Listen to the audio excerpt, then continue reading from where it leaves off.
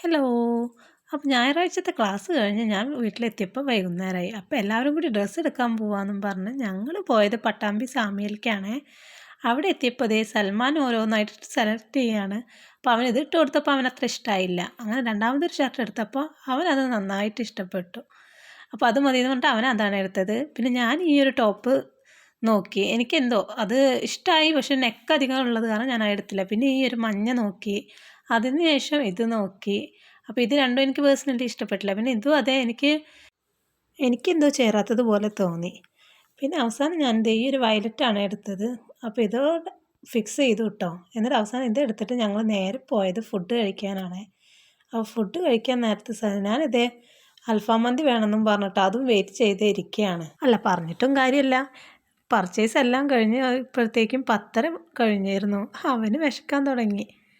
അപ്പോൾ അവൻ്റെ അൽഫാം മന്തി വന്നപ്പോൾ ദേ ഞങ്ങളെല്ലാവരും കൂടി ഫുഡ് കഴിച്ചു. ഫുഡ് എല്ലാം കഴിഞ്ഞ് 11 മണിയൊക്കെ ആയപ്പോഴത്തേക്കും ദേ ഞങ്ങൾ വീട്ടിലേക്ക് തിരിച്ചു പോന്നു കേട്ടോ. അപ്പോൾ അത്രയേ ഉള്ളൂ.